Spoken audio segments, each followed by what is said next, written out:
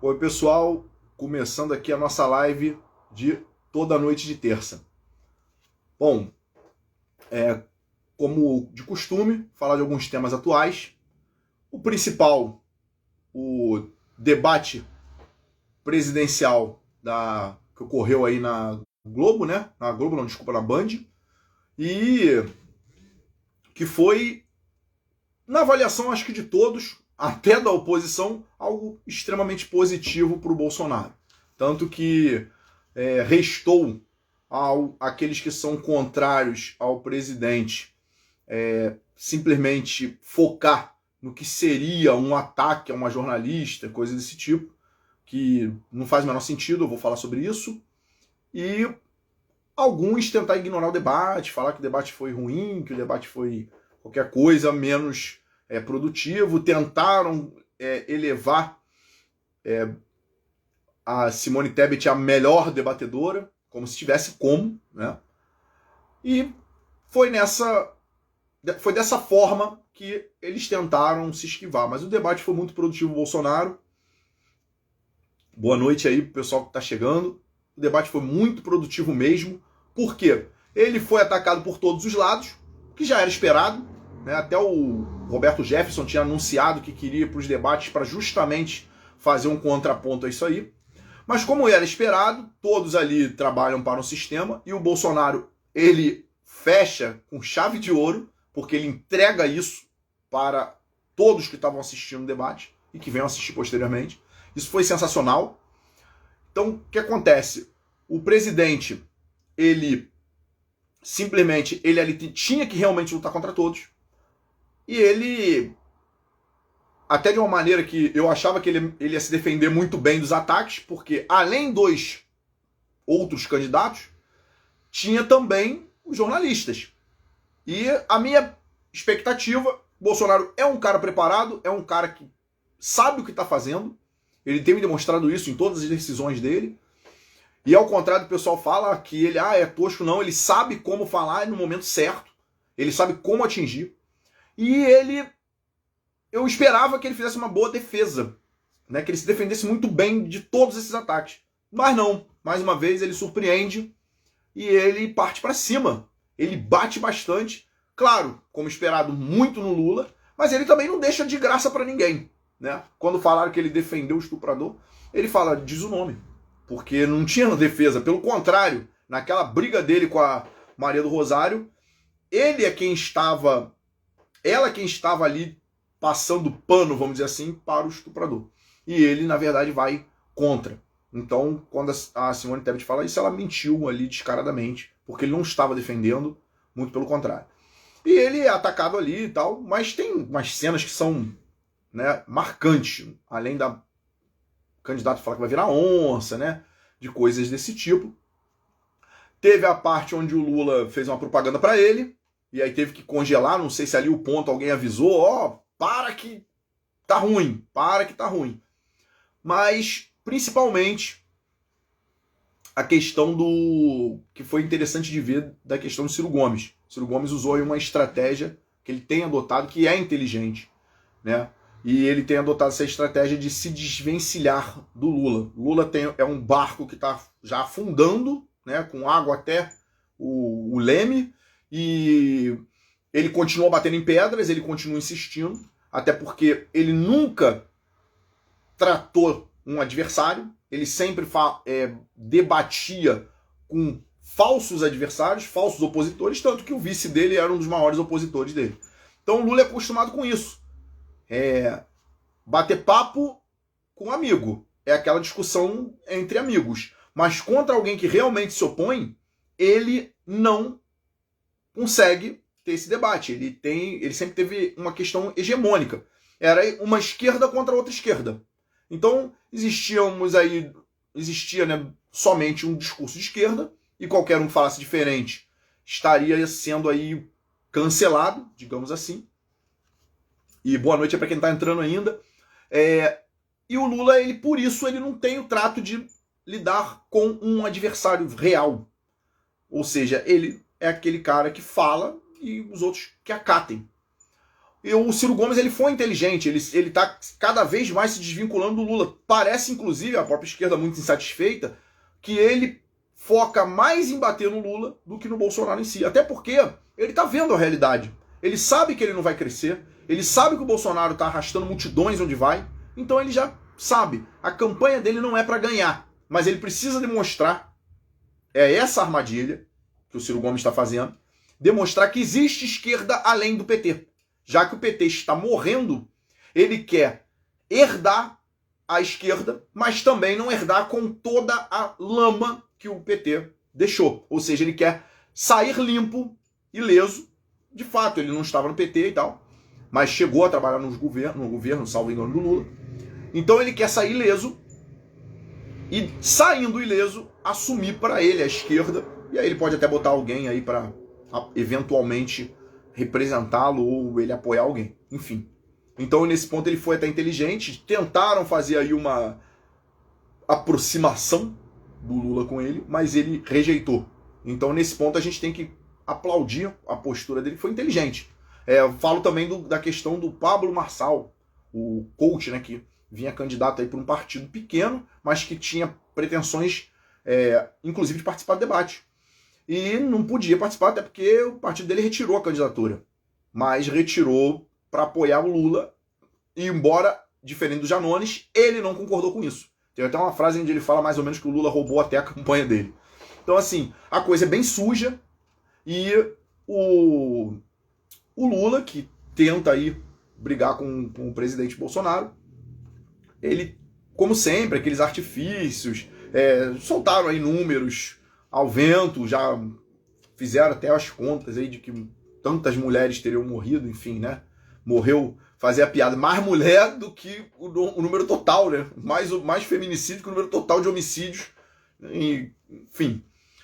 Mas a esquerda é mentira e a mídia também. E aí é necessário falar sobre a questão da mídia, que a mídia se coloca abertamente como um cartel. Ela fez isso no consórcio, ou seja, ela não estava preocupada com a verdade, ela estava preocupada em dizer: nós somos um consórcio de imprensa, nós nos unimos para conduzir as informações no Brasil, ou seja, nós queremos um monopólio. Tanto que eles defendem abertamente qualquer perseguição a qualquer outro meio que seja independente deles. Ou seja, é literalmente um cartel. E aí não tem como não falar, né, da figura que quer se tornar protagonista, mas só faz o papel de vilão, que está aí arrastando em descrédito o nome do Poder Judiciário. Com a determinação, que eu ainda vou comentar mais na semana que vem, mas com a determinação sobre a questão dos empresários, grupo de WhatsApp, ou seja, agora conversar na mesa de bar vai ser absurdo, se bem que aconteceu no clube que essa mesma autoridade frequenta, né? Para ver o nível que a gente está, ou seja, um nível soviético, literalmente. Ou seja, se você estiver com os amigos no bar falando mal de uma autoridade, um segurança, desculpa a expressão, vou chamar de capanga, um capanga ouvir, ele chama polícia e prende porque a tua opinião ali no clube e tal, ou seja, é um absurdo. Isso para mim é um capanga e a gente está na União Soviética, né? E agora a questão do grupo vazado de WhatsApp, enfim, onde nada se comprova, mas isso vai ser esclarecido para frente, porque até então, se está tão vago da forma que foi apresentado, a gente sabe que não tem muita coisa, né? Infelizmente, isso mancha a imagem do judiciário, que o STF está no topo da cadeia do judiciário, e nós também temos uma mancha na instituição Polícia Federal. Isso daí é bem complicado. Então, isso aí é algo complicadíssimo. Eu tô lendo aqui, ao vivo, uma solicitação, tá? Que, nesse caso, é uma solicitação que, se for o caso, vou pedir para confirmar, porque, embora não combinado, é uma excelente participação. Então, se ele confirmar a solicitação aqui, eu vou parar para a gente conversar aqui ao vivo com o meu amigo Edson aí, que é um cara que sempre tem muito a acrescentar. Então, Edson, manda de novo o que rolou aqui, e se você reenviar esse convite aí, você vai participar aí ao vivo, porque eu já sei que alguém vai somar com alguma contribuição sobre essas questões. Sobre essa questão aí do padre, né? Enfim, qualquer semelhança com a Nicarágua é mera coincidência, mas é assim, é absurdo que um líder religioso e até qualquer cidadão, porque é o que eu falo que me incomoda, eu não preciso invocar o líder religioso, qualquer cidadão tem que ser monitorado por opinião. Ah, porque o cara...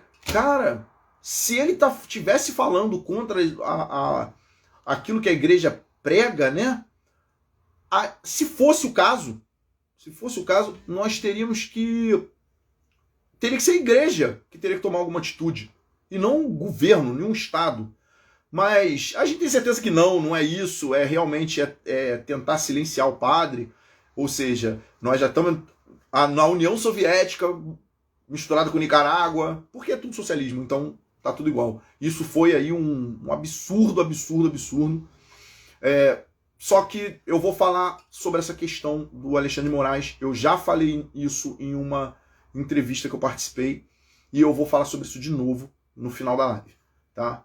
Então eu vou fazer agora uma pequena pausa para falar sobre a questão do que seria o ataque misógino do Bolsonaro ao rebater uma jornalista, que eles tentaram extrair alguma coisa que pudesse ser contrária ao presidente no debate. E foi tão bom, ele foi tão bem, que o que sobrou foi isso. E quando ele faz esse suposto ataque, né? Porque, na verdade, ele reage ao que seria uma pergunta indireta, que é de extrema canalice, você faz uma pergunta a alguém para poder atingir, mas, enfim, ele apenas reage. Mas aí é que está o ponto. O ponto não é aquela pergunta em si, não é o debate em si, porque isso aí não teve nada demais e tal. O problema é o escudo. E aí eu vou fazer uma crítica muito grande aqui, porque é a questão do escudo. Porque se invoca o fato de que a jornalista é uma mulher. Então vamos fazer o seguinte, seria então lógico proibir as mulheres de participar desse tipo de debate, já que elas podem se ofender. Ou fazer um debate entre elas, um debate entre homens, e depois ver o que pode ser dito num debate em comum. Né? O curioso é que a esquerda é a favor de homens e mulheres no mesmo banheiro, mas quando é um debate, você não pode falar com franqueza. Só que, o que eu quero dizer com isso? Existe uma coisa abjeta que foi criada recentemente, que eles chamam de violência política contra a mulher. Tá? E por que eu digo abjeto? Porque é totalmente imoral. É totalmente imoral. Ah, você está a favor da violência política contra a mulher? Cara, não pode ter violência política contra ninguém. Por quê? Que conceito é esse de violência política? O conceito é o quê? É você agredir alguém pelos pensamentos dele? Isso tem que ser absurdo contra qualquer um. Contra homens e mulheres. É você praticar um ato de terrorismo porque você é contrário? Tem que ser crime contra qualquer um. Não, é você falar de forma agressiva, é você não dar um suporte. Cara, me desculpa. Ali, a figura da autoridade, ela tem que se despir dessa questão. Senão ela não está em condições de ocupar aquele lugar. O que eu quero dizer com isso? Se uma juíza... Fala aí, meu amigo. Se uma juíza, ela determina a prisão de alguém, essa ordem de prisão tem a mesma força que o juiz. Se uma policial aborda alguém, tem o mesmo efeito do que um policial. Então, claro, dadas as condições físicas, ali a autoridade está investida no cargo. Então, me desculpa, deputada ou deputado, senador ou senadora, presidente e presidente mesmo, porque presidenta não existe, né? Não importa. Se você se dispõe a estar naquele cargo, você tem que enfrentar as atribuições daquele cargo. Porque ela não recebe menos, ela não tem menos poderes. Então, se ela está ali, disposta a ser presidente da República, ela não pode usar o fato dela ser mulher como escudo. Me desculpa. Isso não é uma relação de você falar assim, não vou ser ofensivo com a mulher aqui, porque a gente está conversando entre amigos. Isso tudo bem. A gente naturalmente, nós vamos poupar as mulheres. Isso aí por uma questão até de educação. Mas se a mulher está disputando a presidência da República, ela vai ouvir o que não quer. Se ela está ali como jornalista para fazer perguntas, ela vai ouvir o que não quer. Se você não está disposto a isso, não precisa ir. Ninguém é obrigado. Até por isso eu sou totalmente avesso a essa cota de mulher para eleição, porque isso é doentio, mas enfim. Num outro momento eu falo sobre isso, que é questão de cota. Mas, nesse caso, pô, se a mulher é senadora, deputada, ela tem que discutir como igual. Ali, ela não representa ela representa o voto confiado a ela. Então, não me leve a mal se um homem é eleito por 80% dos votos que ele tem são de mulheres, ele representa muito mais as mulheres que uma mulher que é eleita com 5% dos eleitores dela sendo mulheres. Mas isso não tem nada a ver. Isso não descredibiliza ninguém. Por quê? A mulher não tem que votar em mulher, ela tem que votar em quem ela quer. A proteção tem que ser para o eleitor e não para o candidato. É o eleitor que escolhe quem ele quer. E nesse caso, o homem também pode votar na mulher. Então, a mulher que está ali, o homem que está ali, ele representa os eleitores dele. E ele acaba servindo a toda a nação. Se for federal, ou todo estado, se for estadual, governador, enfim. Então, não tem como você se valer disso. Não tem como você se valer disso. A não ser que a agressão seja extremamente só voltada ao fator sexo. Ou no caso aí de uma questão, sei lá, racial, tal. Se for voltada só a isso, tudo bem. Mas ainda assim, você pode desqualificar mais fácil ainda essa agressão. É dizer, pô, os teus argumentos são tão fortes que você tem que se valer desse tipo de argumento vazio. Ou seja, sei lá, o cara não tem que falar e vai falar o quê? Ah, você usa óculos? Pô, que ofensivo. Então, nesse caso, se você está disposto a enfrentar, você não pode usar esse escudo. Isso é ridículo. Então, isso demonstra despreparo e a total incapacidade de estar ali. Se está disposto, imagine se é um presidente de uma nação e se tiver que ter uma guerra, não vai declarar guerra? Vai falar assim, não, porque o outro país está declarando guerra porque ela é mulher. É igual a Dilma, eu sofri impeachment porque era mulher. Isso não existe, pô. Sofreu impeachment porque era presidente. Até porque a mulher que é faxineira não sofre impeachment, ela é mandada embora. Então isso não faz sentido. Impeachment é para presidente mesmo. Mas aqui no Rio de Janeiro o governador também sofreu. E, enfim, o Collor também tinha sido sofrido. Entendeu? Então isso não faz sentido. Isso aí não faz o menor sentido. E aí, eu considero que o debate foi muito bom. Todo mundo viu isso. Nós tivemos essas questões aí. Mas o Bolsonaro não recua nesse ponto.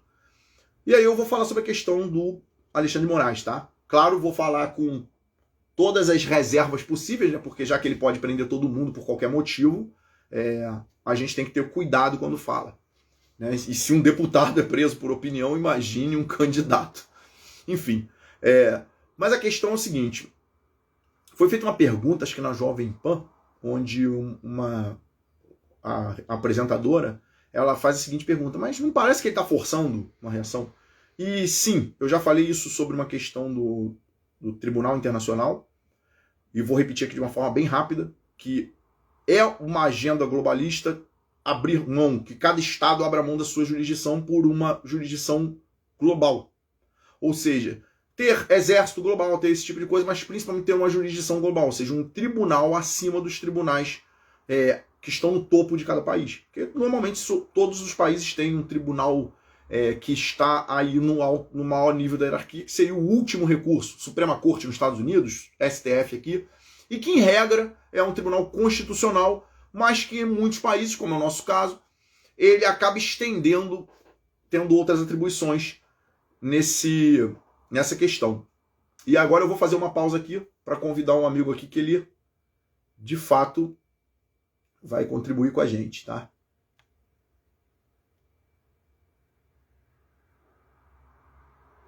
Nosso amigo Edson aqui, ver se ele... Aí, foi. Oi, Edson. Deixa eu dar uma ajeitada aqui, Leandro. Eu estou tentando. Tá bom. Eu vou concluir aqui, então, meu raciocínio sobre o Tribunal Penal Internacional, porque é uma pauta globalista, sem dúvida alguma é uma pauta globalista, que os países acabem reconhecendo a jurisdição internacional. E conforme o Alexandre de Moraes ele vai atropelando processo, garantias, princípios fundamentais, que são caros, não é só no sistema jurídico brasileiro, não. mas ocidental como um todo. Conforme ele vai atropelando isso, ele nos leva à automática visão de que nós precisamos de recorrer ao Tribunal Penal Internacional. E isso vai fazer com que o Brasil caia naturalmente numa armadilha. Por quê? Porque ao que a gente aciona constantemente o Tribunal Internacional, a gente acaba reconhecendo a sua jurisdição e abrindo mão da nossa jurisdição fechada para submeter cada vez mais a ela. O Brasil já reconhece essa jurisdição, tá? Mas ele usa quase que em um caso. É raríssimo o Brasil usar. Então, a partir do momento que o Brasil começa a naturalizar esse uso do Tribunal Internacional, há uma tendência para que o Brasil comece a usar da, digamos assim, jurisdição global. Isso é um perigo. Ou seja, eu já manifestei nesse sentido que essas visões, essas posturas que o Alexandre de Moraes estão nos empurrando para essa visão. E hoje eu li um texto que fala sobre isso, onde o autor do texto, ele fala sobre, e era um esquerdista, tá? Ele fala sobre a questão de quanto mais você provoca, instiga, ataca alguém que não é, ele vai tomar atitudes fascistas. E aí sim você pode acusá-lo. Ou seja, vamos fazer um raciocínio que é o seguinte: quanto mais você estiver acuado, exprimido, mais violento você vai ser para se libertar. E isso faz com que mesmo um conservador acabe tendo a tendência de buscar uma solução revolucionária. Ou seja, a ideia que foi esse comentário na Jovem Pan é que quanto mais o Alexandre de Moraes ele espreme as pessoas, ele mais leva elas para o desespero, ou seja, para a busca de atitudes desesperadas que são necessariamente revolucionárias. Ou seja, para fazer uma contraposição ao do Alexandre de Moraes, você vai tomar medidas revolucionárias. E por isso eu acho que ele o faz de propósito.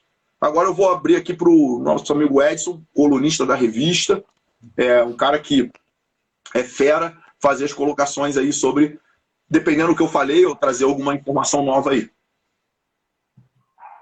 Bom, boa noite, pessoal. Boa noite, Leandro. Obrigado aí pelo teu comentário a meu respeito. Vindo de você, me sinto lisonjeado. É uma pessoa que eu respeito muito. Bom, para começar, na verdade, eu pedi para participar, porque aqui na correria da noite eu acabei, para ser sincero, acabei clicando aqui onde não devia e acabei atrapalhando a tua live. Desculpa. Né? Não, a tua presença é bem-vinda. A tua presença eu sei que é bem-vinda. Obrigado. Mas, ouvindo aqui tudo que você disse, lendo alguns comentários e, enfim, ouvindo também outras pessoas que estão comentando bastante sobre todos esses acontecidos aí, os que passaram e os que virão. Porque, do jeito que a coisa vai indo, a gente percebe que eles estão dispostos a ir bem longe. E ok, eu ouvi aqui a tua análise fantástica, o teu comentário perfeito. Eu teria pouquíssimo a acrescentar a respeito disso. Tá? Ficou bem claro, acho que o pessoal já entendeu, a coisa já está desenhada, ok. A gente tem ótimos comentaristas, a gente tem ótimos analistas políticos que estão deixando as coisas bem mastigadas para o povo. A pergunta que não quer calar é o que nós, como povo, como cidadãos, vamos fazer diante disso. Porque a pergunta que eu faço nesse sentido é baseada no seguinte: todos os comentários que eu ouço, as perguntas que eu ouço, e que às vezes eu também faço, para ser sincero, é baseado na seguinte pergunta: o que alguém vai fazer por nós? O que o Congresso, o que os militares, o que vão fazer por nós? Porque a gente precisa entender uma coisa: nós estamos exatamente onde nós nos trouxemos. Exato. Nós, nossos pais, nossos avós, né,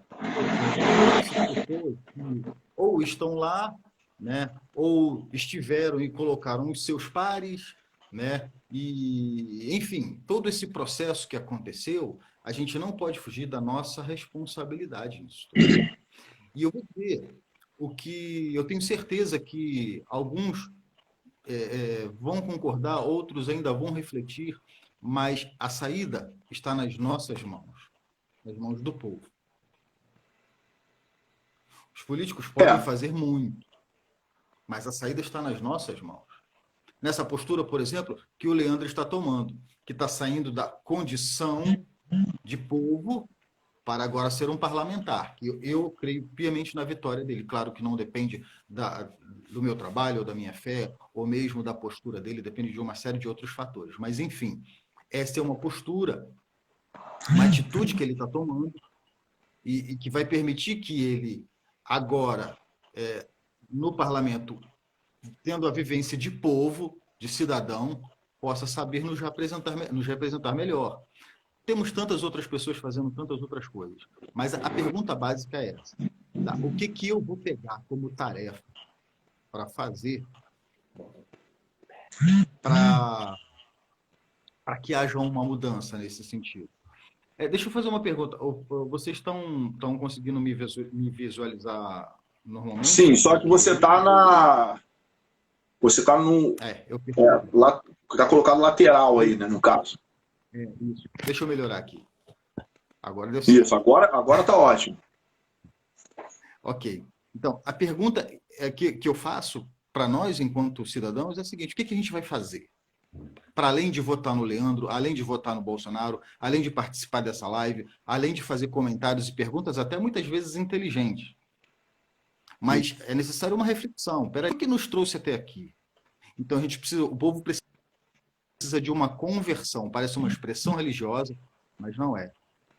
É uma expressão filosófica. E o que é a conversão? Quando a gente está numa estrada, a gente vê uma placa de conversão, qual é? É mudança de direção. Mudança de atitude, mudança de pensamento. Porque a gente viu que o nosso comportamento, os nossos pensamentos, as nossas atitudes nos trouxeram até aqui. Então, ok, a gente já verificou isso. Agora a gente precisa fazer alguma coisa para sair dessa situação. E a ideia é refletir sobre isso, no mínimo. Nós temos aí agora o evento de 7 de setembro, e apesar de tudo isso, Leandro, que você falou, de tudo isso que está tão claro, de todo esse recado que o Alexandre de Moraes está passando para nós, está mandando para nós, tem gente que não se anima em se manifestar, fazer um simples ato de manifestação. É só isso. E tem muita gente que não se anima nem sequer em fazer isso. E aí quer cobrar do presidente, quer cobrar do parlamentar, quer cobrar do general que faça alguma coisa. Tá, mas e eu? Qual a minha disposição nisso? Então, a minha contribuição nesse momento, Leandro, e eu peço até desculpa porque eu não ouvi toda a tua análise devidamente, porque eu estava participando aqui de uma outra reunião, mas eu já conheço o teu posicionamento e assim, as tuas colocações são sempre muito claras, mas eu ouvi o suficiente para perguntar para nós mesmos, né? Para além de tudo que você colocou aí, ok, o que eu vou fazer com toda essa informação que você passou? Então, eu gostaria de aproveitar esse momento para convidar o povo, tá? Para esse ato cívico, para esse ato que é a nossa resposta, ou pelo menos o começo da nossa resposta para tudo isso que está acontecendo, porque, por enquanto, a gente ainda pode fazer alguma coisa. Uhum. Eu entendo que o 7 de setembro, ele é uma demonstração... Oi?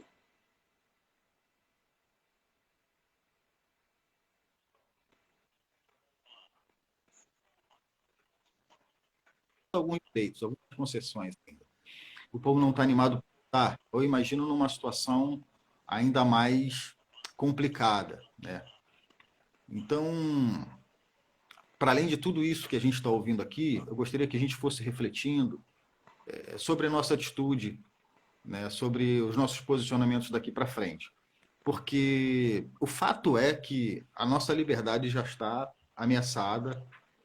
Nós temos algumas concessões, eu nem chamo mais de liberdade, eles estão concedendo aí, né, algumas coisinhas para que a gente ainda possa, vamos deixar esse povo aí fazer alguma coisinha ou outra, Mas, já que temos isso, usemos então da melhor maneira possível. Então, fica aqui meu convite, né? Vamos chamar de convite, para agora, no dia 7 de setembro, a gente se manifestar de verdade, de coração, com tudo aquilo que nós temos guardado na nossa alma, com todo esse carinho, com todo esse amor, com todo esse respeito que nós temos ao nosso país. E eu não estou falando de Bolsonaro, eu não estou falando de nenhum outro personagem, eu estou falando do nosso país, da nossa nação. Porque esse é o nosso momento. Então, a princípio, esse é o meu comentário, né? Eu quero fazer essa contribuição porque eu acho que não pode faltar nessa live. E, assim, se eu puder contribuir de alguma outra forma, porque eu conheço você, Leandro, sei do teu esforço, sei do teu trabalho, mas, meu amigo, você precisa de nós. E precisa de um povo consciente, não só da nossa situação, mas de onde podemos chegar com tudo isso. De onde vão nos levar, melhor dizendo, eu digo nos levar, é porque irão nos levar mesmo. Uhum. E é isso. Eu sinceramente, espero que as pessoas entendam o nosso momento, espero que as pessoas compreendam a necessidade da gente colocar agora para fora o nosso coração e enfrentar essa situação com ordem, né, com civismo, mas enfrentar com garra, com disposição, com vontade. Perfeito. Você colocou a questão da conversão aí, e essa conversão ela é moral, ela é cívica. Esse é o sentido. E esse despertar que ele vem acontecendo, o 7 de setembro é importante por isso, porque ele é justamente uma demonstração, não é de força, mas é uma demonstração de moral. É uma demonstração de levantar a cabeça. Por exemplo, foi colocado aí a questão do padre Paulo Ricardo. E é justamente isso. Como que a gente vai ignorar um padre sendo perseguido por opiniões? Até porque o padre ele não pode e ele não deve estar preso a visões políticas, ele não deve estar preso a visões daquilo que se chama de científicas, porque ele tem uma outra mensagem, que se ele não considerar como maior, é porque ele não está fazendo o trabalho dele. Então, o papel de um padre é trazer aquela mensagem a qual ele considera divina. E ele não pode se curvar. Se eu peço para um padre se curvar, eu estou pedindo para quê? Para ele renunciar à fé. Se eu peço para um cidadão se calar, ele está renunciando o quê? A cidadania dele? Se eu peço para um indivíduo se curvar, eu estou pedindo para ele abrir mão do quê? Da moral? Isso não faz sentido. Só que a gente está quebrado. Assim, não totalmente. Eu vou chegar lá porque eu gostei de uma observação que você fez sobre a questão da concessão. Pequenas concessões. A gente está quebrado moralmente, mas não totalmente. Grande parte da população, não estou dizendo que não tenha moral, mas não consegue enxergá-la. Então é aquele cara que está andando no meio da escuridão e não consegue enxergar nada. Como ele não tem como fazer isso, o que acontece? Ele se perde. Ele não sabe, ele não tem balizas morais, e aí ele fica perdido. Por que são dadas pequenas concessões? É porque ainda tem vida. Ou seja, eles não dariam concessões, ainda que mínimas, se eles não soubessem que eles estão dopando o tigre. Digamos assim, fazendo essa comparação. Por quê? Para que eu consiga dopar o tigre, eu coloco o remédio dentro de uma carne. Ou seja, o que é isso? Eu finjo que você tem liberdade, mas eu continuo te dopando. Então existe um tigre. Isso aí é fato. Existe a força que é o povo em si. Só que o povo está como? Um tigre dopado. Entregue às drogas, entregue à luxúria, entregue ao crime, entregue ao medo, entregue a tudo isso. Então, essa é a lógica. Eu vou espremer esse tigre para que ele morda alguém, e ele provavelmente, se ele reagir dopado que está, vai morder uma criancinha, ou seja, alguém que eles podem descartar, e vai ser o suficiente para justificar matar o tigre, ou cortar-lhe as presas. que aí seria ultrapassar aquele ponto, né, o point of no return, ou, como a gente chama em português, né, chegou num ponto que não dá mais para voltar, um caminho sem volta. E é isso que eles querem forçar.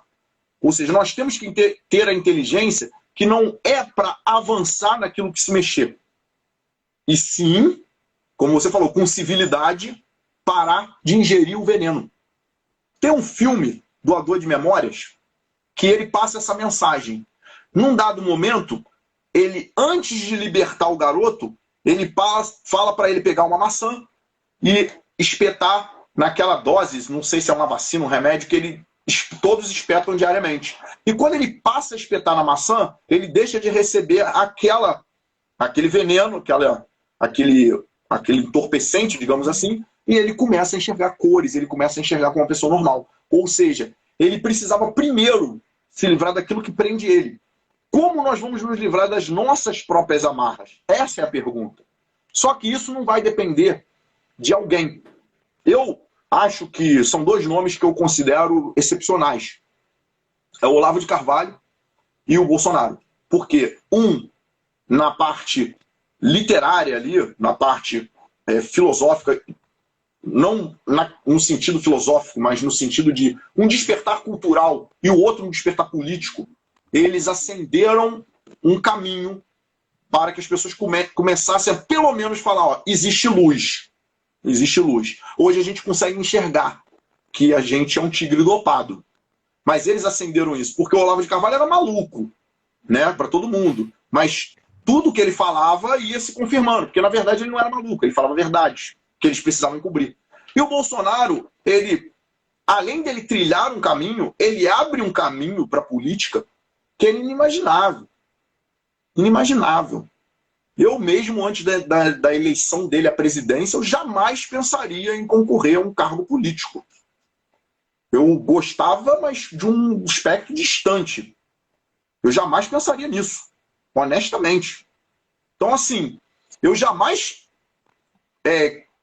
tentaria tocar uma revista, como a que a gente faz, né, que eu comecei lá com um blog, eu tentei montar ali o blog e tal, e depois ele com a revista Não Força, mas eu jamais faria isso sem ter assistido às aulas do Olavo de Carvalho. Eu não faria isso. Isso é inspirador. Então, eu acho que o nosso momento agora é nos tornarmos seres capazes de inspirar as futuras gerações. Porque resolver o problema a gente não vai. Desculpa, a gente não vai. O nosso corpo de tigre já está com... Vou fazer referência a um outro filme, mas esse é uma comédia, mas é muito legal também. O nosso corpo está flácido, igual daquelas pessoas do filme Wall-E, que viviam no espaço, que não andavam, que dependiam das máquinas para tudo. Então, assim, o nosso corpo já está tão quebrado, a nossa sociedade, moralmente falando, civicamente falando, que nós não vamos conseguir mudar isso. Então, eu vejo que o nosso maior propósito da nossa geração agora, né, que eu, você aqui dessa faixa, é nos tornarmos inspirações para as que vêm aí. Como fez o Olavo de Carvalho, morreu sem ver o resultado, e eu acredito que pode acontecer com a gente também, como fez o Bolsonaro. Então, assim, ele serviu de inspiração. Hoje, a gente vê assim, não, pô, aquele cara ali é um político, mas ele é bom, ele é do bem. Ele não entrou ali para ser daquela máfia, daquela coisa, não. Ele entrou porque ele acredita que ele pode fazer alguma coisa. Porque não vai ter verão com mandurinha, mas se nenhuma andorinha tiver coragem para voar, realmente não vai ter verão. Então, nesse ponto, eu acho que tanto o Olavo quanto o Bolsonaro, eles tiveram esse papel. Eles abriram os olhos das pessoas, pelo menos de grande parte. E o nosso papel agora é abrir os olhos de cada vez mais pessoas. Por quê? Porque a esquerda ela trabalha com corrupção. Corrupção, não estou falando de dinheiro, não. Estou falando corrupção da alma, corrupção moral. Ela vai levar a pessoa, como eu falei, pela luxúria, pelo um caminho mais fácil, pela ganância, por esse tipo de coisa. E como você convence alguém que vale a pena ser bom? Ou seja, vale a pena praticar o que a gente chama de virtudes. Viver virtudes. Como a gente vai fazer isso? A gente vai ter que fazer isso muito devagarinho. No mundo de hoje, muito devagarinho. Infelizmente, a pessoa está buscando conselho político com, sei lá, dançarina que mostra bunda, cantora que mostra bunda, com personagens extremamente bizarros. E não se limita a isso. Ou seja, as pessoas estão fazendo o quê como espelho? Um exemplo que eu gosto de falar é a questão do funk ostentação. Ele é extremamente sedutor, mas ele é uma falsa promessa, todo mundo sabe disso. E aquilo ali não vem só da vendagem do funk, a gente sabe disso. Mas o que acontece é que aquilo seduz. E nessa sedução vai arrebatando essa galera. E se a gente não trabalhar no sentido de servir como inspiração para essas futuras gerações, porque nós temos que olhar lá para trás. A gente fala assim, mas a gente está parado no tempo. O Olavo era muito crítico disso. Como é que a gente hoje, com tantos pensadores que nós tivemos no passado, a gente não consegue produzir um? Né? Ele falava muito isso. A gente olha lá, o cara, há tantos mil anos atrás, aí você encontra um Sócrates, você encontra um Aristóteles, um Platão, você encontra N outros. Aí você vai procurar nos escritores e você vai encontrar gente de peso, aí fala assim, não, mas aí é porque é o Brasil. Você vai achar o Machado de Assis? Então isso não faz sentido. Não faz sentido. Só que hoje está pior. Hoje a produção está pior. Por que a produção parou? Entendeu? Porque as pessoas se entregaram. Porque as pessoas pararam de ver exemplo nesse tipo de gente. O exemplo que a mulher tem é a Anitta. O exemplo que o homem tem é o Emicida. E assim, não estou falando de pessoas, estou falando de conceitos. E as pessoas começam a ter isso como exemplo. O cara olha para um político e o exemplo do cara, sei lá, vai ser o Tiririca. Vai ser esse tipo de gente, mais rasa possível. Ou então esquerdista, um Freixo. O intelectual do cara é Freixo. É esse tipo de gente. Entendeu? É Márcia Tiburi. E aí a pessoa começa a espelhar aquilo. Aquilo não tem nada de heróico. Não tem nada de virtuoso. Mas é o que serve de norte. Aí hoje o cara fala o quê? O que importa é que eu tenho títulos. Cara, se o teu título é só porque você beijou a mão de alguém que estava acima de você hierarquicamente, academicamente falando, você só vendeu a tua consciência em troca de um diploma, que é o que está acontecendo. Eu hoje mesmo estava conversando isso em relação à questão de linha de pesquisa, enfim. Tem até um professor aqui da UFRJ que ele é extremamente crítico à linha de pesquisa, porque ele sabe que é isso.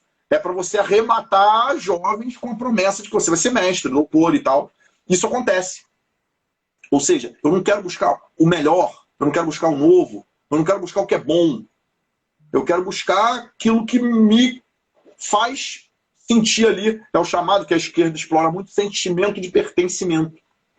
E aí as pessoas vão aderindo. Vai todo mundo aderindo, e acaba sendo uma massa que é o que o Olavo chamava de imbecil coletivo.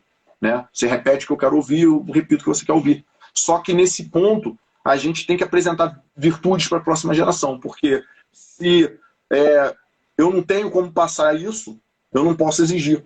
Eu não tenho que exigir que o presidente resolva tudo. Eu tenho que pedir que ele faça o trabalho dele. Isso, sinceramente, ele fez.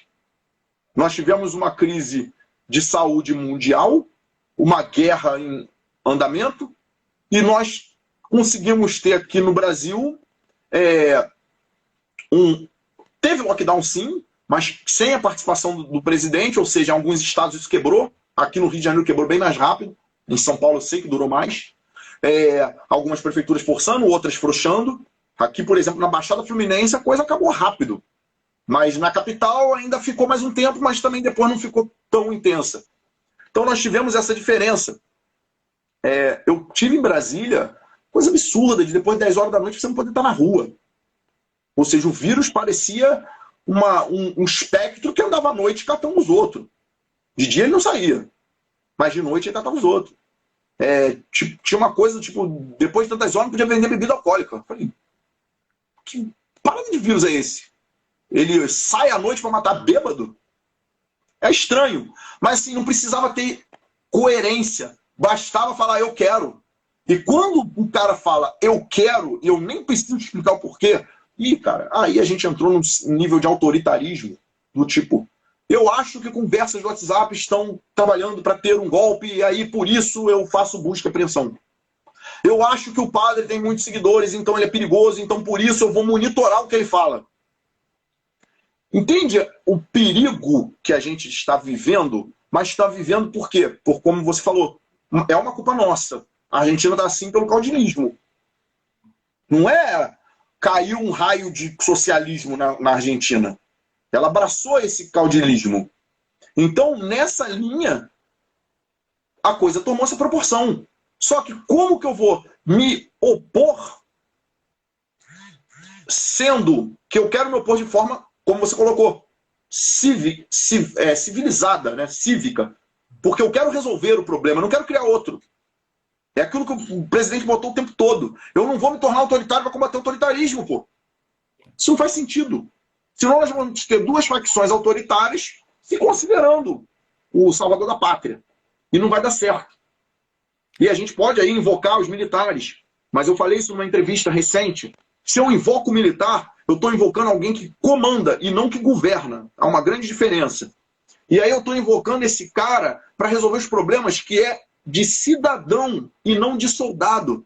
Eu vou usar o soldado, estou dizendo soldado general, é o conceito, soldado. Eu vou usar o soldado para resolver um problema de cidadão. O que ele vai fazer? Ele vai resolver da maneira que um soldado resolve. Mas, quando ele devolveu, toma de volta aqui o poder, o que o cidadão vai fazer? Vai fazer uma nova cagada. Por quê? Porque ele sabe que o soldado vai o socorrer quando ele estiver afundado de novo. Aquele cara que ele se torna adulto, sai da casa do pai, mas ele, sempre que tem um problema, ele volta para a casa do pai, porque o pai resolve os problemas dele. Então ele não é um adulto. Ele tem idade adulta, mas ele não é um adulto de fato. Ou seja, nós precisamos nos tornar adultos para que sejamos capazes de resolver nossos próprios problemas. Para que nós possamos entender algumas coisas. Entender que a função do presidente é tal, e é o que eu falo, ele é chefe de Estado. E ele evitou que nós entrássemos de um lado da guerra, de um lado ou de outro. De um lado ou de outro. Tinha gente que queria que ele ficasse contrário, atacasse a Rússia. O Brasil se manifestou, disse que guerra o Brasil era contra. Ou seja, que a invasão da Rússia era reprovável. Mas é um problema que está acontecendo entre eles são soberanos, resolva-se lá. Então, ele não entrou nem do lado da Rússia, nem do lado da Ucrânia. Vamos entender, nem do lado eurasiano, nem do lado globalista. Ali não tem anjo. E ele, como chefe de Estado, nos poupou desse sabor. Ele, na questão da pandemia, ele nos poupou de muitas perdas. Porque imagine se fosse um lockdown igual ao argentino. A fome hoje, os preços das coisas estariam muito piores. Ele nos poupou de ficar sem fertilizantes. O mundo inteiro entra numa crise alimentar, que não é maior. Vamos considerar, Estados Unidos, Canadá, todo mundo fez cagada. E são os celeiros do mundo. O único que não fez foi o Brasil. A crise alimentar mundial não é maior por conta de um único chefe de Estado que conseguiu, apesar da guerra, falar assim, tudo bem, a guerra é feia, mas eu sou amigo de vocês dois, por favor, não briguem, mas já que vocês estão brigando, eu continuo amigo dos dois. E não adianta falar, porque quem foi considerado persona não grata na Ucrânia não foi ele, né? E ele também está tendo relações com o Putin, ou seja, ele consegue dialogar com ambos os lados. E isso, para um chefe de Estado de um país que todo mundo chamava até ontem de anão diplomático, ele fez o papel dele. Na verdade, ele fez muito mais do que qualquer chefe de Estado teria feito. Até porque se fosse outro aí, a gente já estaria brigando contra a Ucrânia. Porque tanto que está lá como persona não grata. Em relação a governo, é o que eu falei, a crise não foi maior por conta dele. Vacina teve para quem quis. Mas também não foi obrigatório. Tem gente não vacinada vivendo. E tem gente vacinada aí com 4. Eu acho que não tem ninguém com 5 doses também não. Acho que para na 4ª, né? Mas não sei, vocês já estão tentando dar 5ª. Mas tem quem tomou 4 doses. Então, assim, ele deixou, quer a vacina, foi igual Matrix, né? Quer a vacina ou não quer a vacina? Tá aí, tá à tua disposição. Quer tomar 4 doses de vacina, você toma as 4 doses de vacina. Não quer tomar nenhuma, quer tomar 1, 2, 3, é contigo. Ou seja, até nisso ele acertou. E hoje ele é acusado. Você vai ver em alguns aplicativos aí, principalmente TikTok, o cara bota ali foto de um parente morto como se fosse o presidente tivesse atirado. Mas esquece do... né? Ainda bem que a natureza criou esse monstro coronavírus. Esquece. Disso fazem questão de apagar a borracha. Mas isso aí eu falei lá no início da pandemia, que iriam acusar isso tudo. Eu tinha certeza que isso ia acontecer. Porque é realmente uma engenhosidade nesse sentido. Há uma engrenagem para trabalhar nesse sentido. E esse é o problema.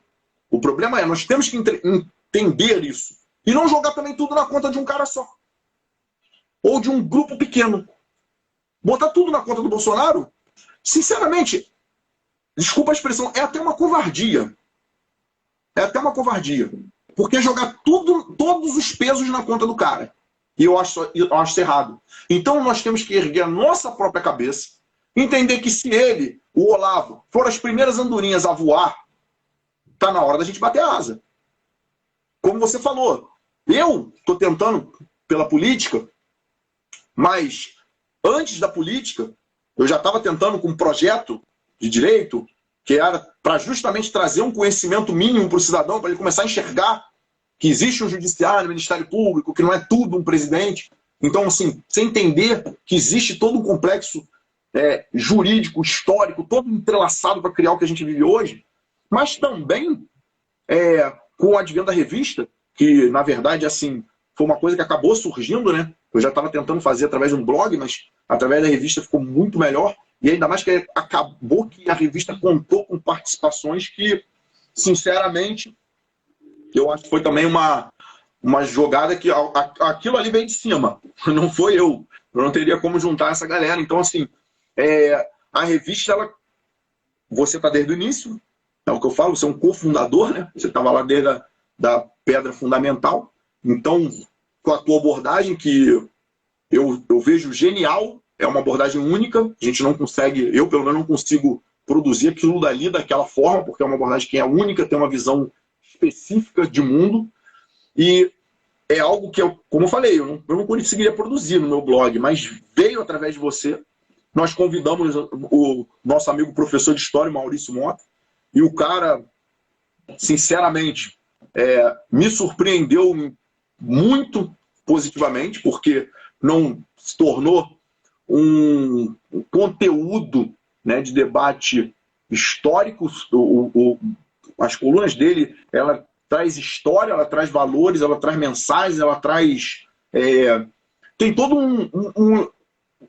uma contextualização, né, que chega a te prender. E eu tenho que confessar, tá?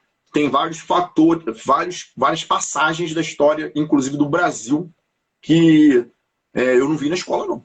Honestamente, tem coisas que ele coloca ali que eu não vi na escola. Ou então que o tempo fez, né, perder, porque vi muito por cima. E ele coloca com uma riqueza de detalhes e faz toda a construção, né? Ele consegue fazer uma linha do tempo que é legal de participar. Então, aconteceu isso. Tivemos N outros que contribuíram lá no início. Um grande amigo que é o Rubem, que também os artigos dele até são mais agressivos, né? Mas muito bons.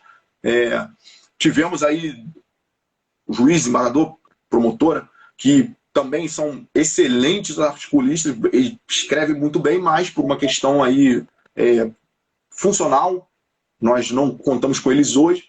E depois, com o avançar da revista, tivemos a participação também de um pastor, e agora a participação de uma colunista nova que faz um trabalho muito bom, excepcional, com quem eu já pude até fazer uma entrevista. Mas, claro, eu tenho que puxar um pouquinho a sardinha, né?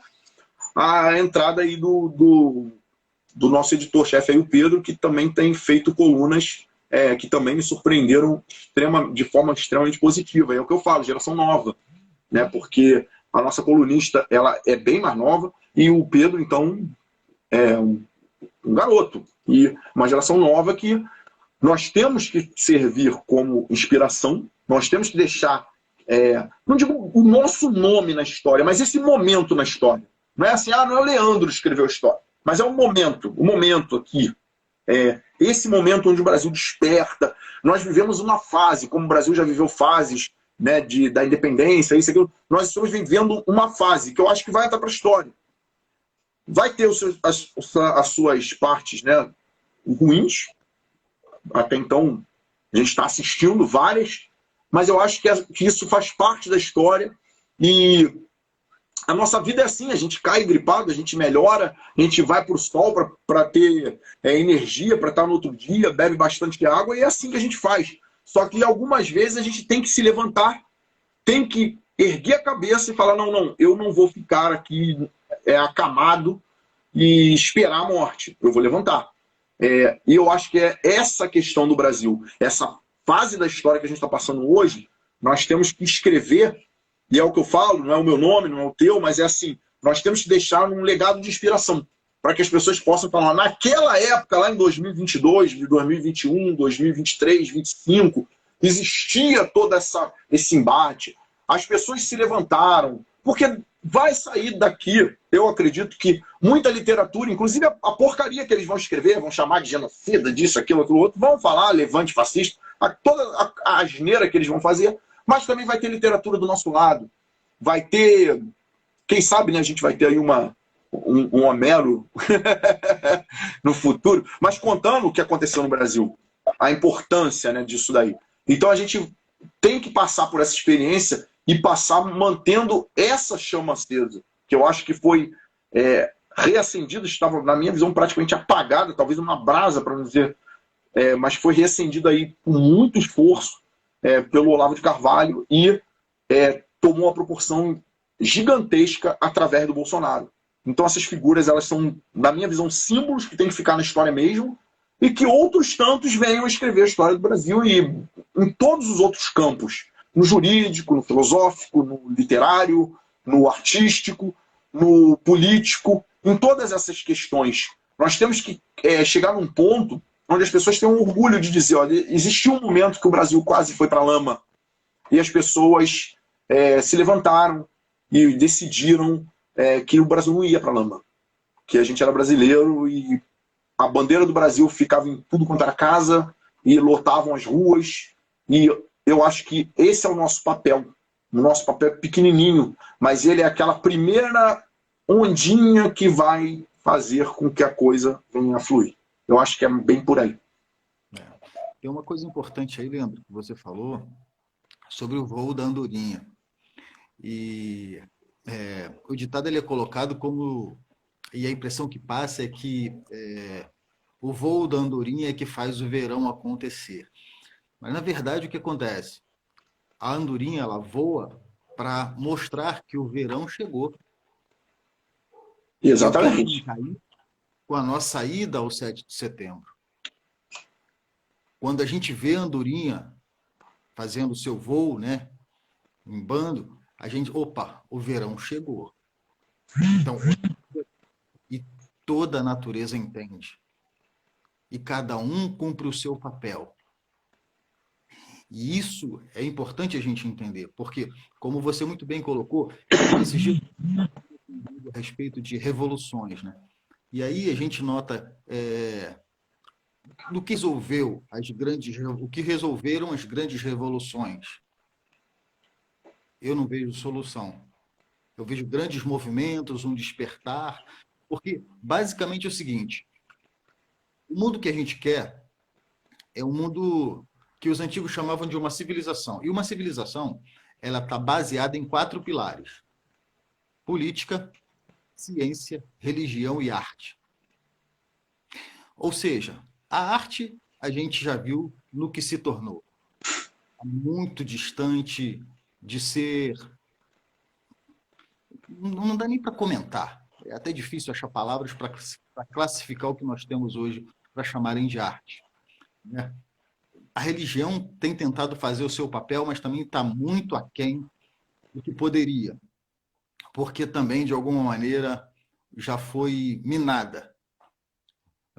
Aí nós temos, basta ver aí, né, os líderes religiosos que têm sido confrontados e às vezes até violentados na sua pessoa e na sua fé, né? E a sua liderança, que deveria, né, ter um papel importante nisso aí, finge que não está acontecendo nada, né? Então a religião foi minada, a arte foi minada, a ciência, a pandemia nos mostrou a quantas anda a nossa ciência, que também já foi minada. E eu não estou falando de nada, nenhum absurdo, não estou acusando ninguém, são fatos. Nós enxergamos isso.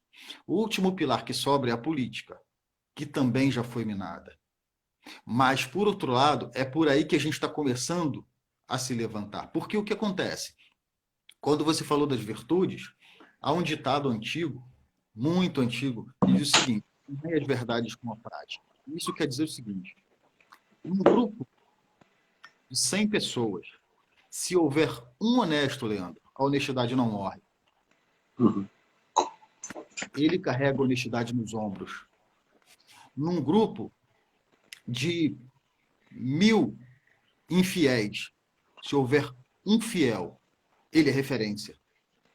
A fidelidade da vida sob os seus ombros.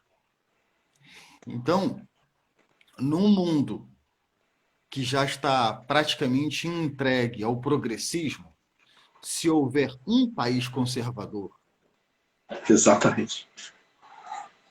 a liberdade, pátria, família, todos esses itens que são nossos sonhos, eles não morrem. E aí, meu amigo, nós brasileiros não temos alternativa. A nossa chance é assumir esse papel que, como você disse a respeito da revista, veio do alto, por Deus nos foi dado, porque se não fosse por Deus, nada disso seria possível, isso tem que ficar claro entre nós.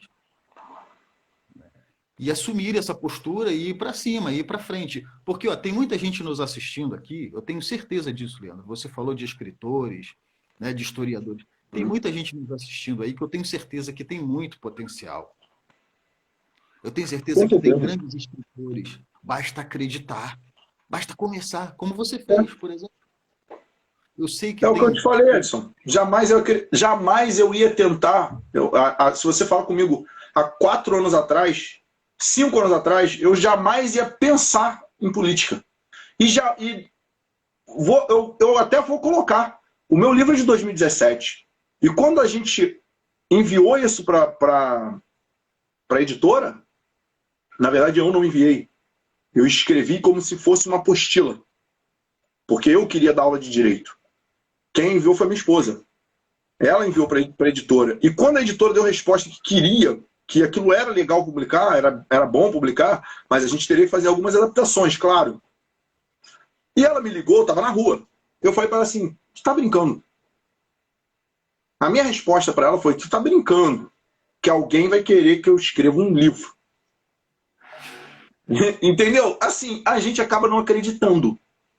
E ela é prova disso. Eu falei isso para ela: você está brincando, cara. Então ela me mandou um print do e-mail. Eu falei assim: pô, é sério isso? Que é uma editora no âmbito jurídico, a gente é bem conhecida. Então, assim, o que acontece? Quando você coloca isso, falei que é verdade. Quando você coloca isso, essa máxima. É aquilo que eu falei: se tiver uma brasa ali, dá para soprar que ela vai pegar. Como Exatamente. teve um comentário que passou aqui ainda agora, que hoje a bandeira do Brasil não aparece mais só na Copa do Mundo. Há tempos atrás ela só aparecia na Copa do Mundo. Ou seja, ela era mais um estandarte de futebol do que uma bandeira. Hoje não.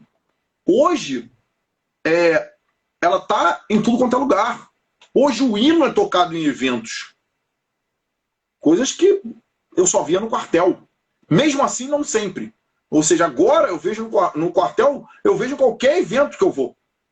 Toca-se, canta-se um hino. Ou seja, é extremamente... essa brasa, ela já virou uma chama. Só que você colocou um pouco esse ponto. Nós, brasileiros, precisamos assumir esse fardo. Porque os Estados Unidos, que era o bastião da liberdade, parece que jogou o peso no chão. Parece que não quer mais. Se entregou. Pelo menos até então está entregue. A Europa está morrendo, secando. Então, a coisa está complicada. Nossos vizinhos aí, ó, sendo destruídos, né? Inclusive, eu escrevi recentemente sobre isso, né? Que eu chamei de avalanche vermelha. Sendo destruídos um atrás do outro. Estão sendo engolidos.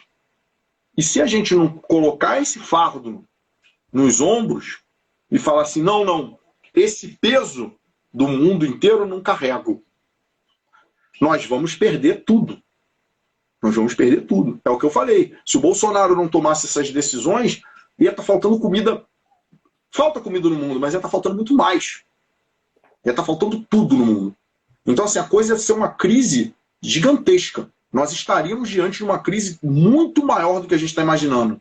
Imagine o Brasil hoje sem fertilizante e sem diesel.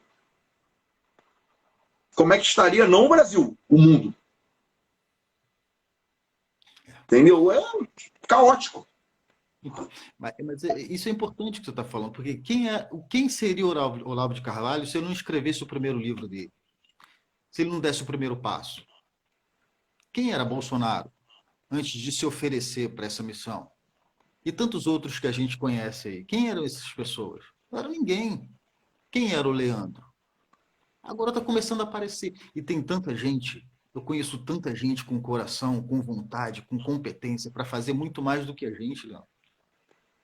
E essa inspiração que você citou na tua primeira fala é importante. E eu estou aqui dizendo para você que está assistindo a gente agora, põe teu potencial para fora. Porque uma ida a uma manifestação é só um passo. E a gente tem uma longa caminhada pela frente, como o Leandro comentou aí na outra fala dele.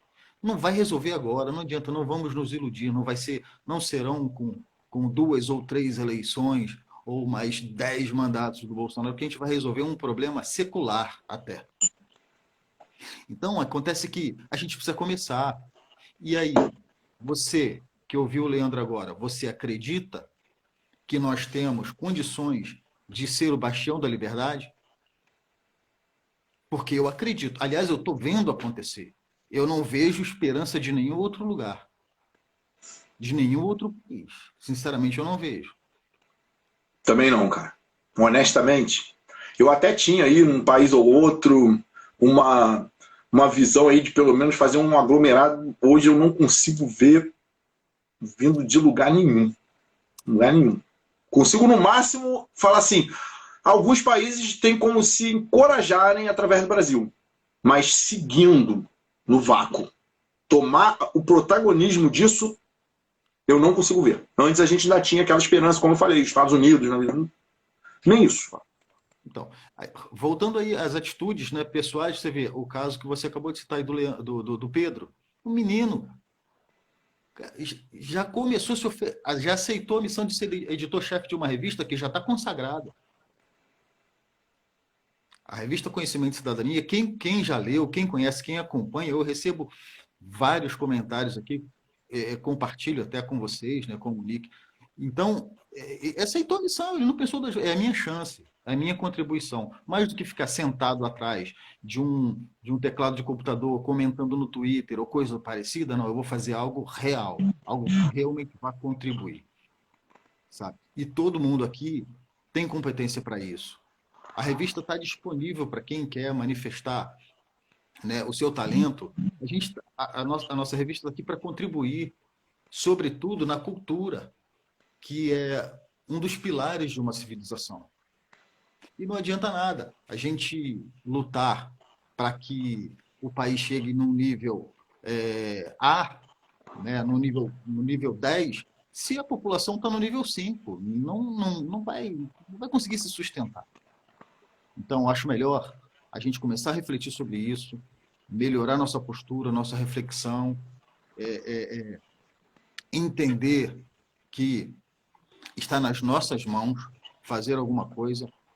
Se o melhor que você pode fazer é uma revista, são vídeos na internet inspirando outras pessoas, trazendo outras pessoas para perto, estudando um pouco mais sobre o conservadorismo, que é um ponto importante, que é o que vai nos alimentar nessa caminhada. Eu, por exemplo, o Leandro acabou de citar que nós temos aí esse fardo para carregar. E, de alguma maneira, é um fardo mesmo. Mas eu, como cristão conservador, eu acredito na Bíblia. E a Bíblia diz que Deus não dá mais do que a gente possa suportar. Portanto, se isso está diante de nós, eu acredito que Deus fez isso porque confia em nós. Se você está no Brasil hoje, vivendo esse momento histórico, é porque Deus acredita que você pode fazer parte desse momento, dessa transformação, da melhor maneira possível. Se você não sabe como, a gente está aqui para ajudar. É isso aí. É isso aí. Eu acho que é bem por aí. Enquanto o outro lado, que vive da mentira, vive, como eu falei, ele corrompe, ele tem isso aí, ele produz de tudo, de desenho animado a tudo. Nós não precisamos nos furtar disso. Nós podemos abraçar isso. Nós podemos fazer de forma... claro, hoje a gente vai ter nossa dificuldade. Mas o que te mantém? Eu tenho o meu trabalho, você tem o teu. Todo mundo na revista é voluntário. Nós somos voluntários. Nós perdemos ali. Perdemos não, na verdade nós ganhamos ali. Mas nós doamos um tempo. Embora no meu caso eu acho que eu ganho muito mais, porque o tempo que eu dou, eu acabo só com o conteúdo de vocês ganhando muito mais. E até com o que eu produzo, porque eu sou obrigado a pesquisar. Eu acho que nesse momento, o que paga ali é levar, é fazer esse papel. Por isso que eu falei, é que a gente possa servir de inspiração.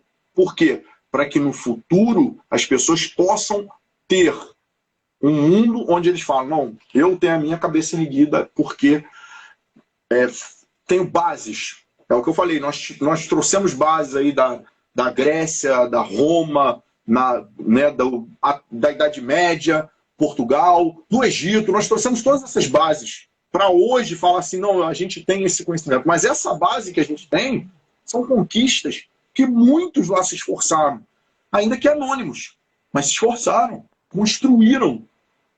Aí o cara vai falar assim, pô, sei lá, o cara pode acreditar que foi um disco voador colocou uma pirâmide ali. Mas se você for pela lógica que seres humanos carregaram aquelas pedras, levaram aquelas pedras, cara, olha o esforço que as pessoas fizeram. E tá ali um legado.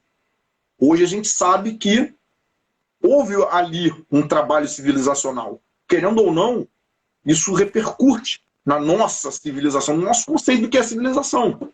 E Grécia e Roma e tudo isso. Ou seja, nós usamos institutos que são trazidos dessas sociedades antigas até hoje.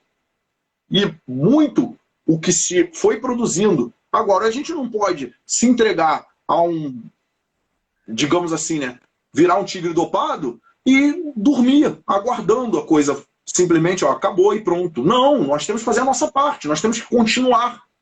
Se nós já tivemos, sei lá, não vou nem ficar citando de Da Vinci, Shakespeare, mas a gente cita brasileiro. Nós tivemos Santos Dumont, vai em Petrópolis, vai na casa do cara, tu vê que, como é que depois disso a gente vai ficar parado? A gente vai ficar produzindo nada? A gente vai ficar sem produzir nada? Aí a gente vai falar, mas é porque o sistema... Cara, produza ainda que de forma tímida. A nossa revista é tímida. Ela é tímida. Mas ela é gratuita, ela é para que todo mundo leia mesmo. E aí é o que você falou. Aí a gente busca a qualidade. A gente busca a qualidade nela. Mas nós sabemos que ela vai até um certo ponto. Entendeu? É isso aí. Aí colocaram ali Luiz Gama. Mas nós temos que ter os nossos heróis nacionais. A nossa história construída desses nomes.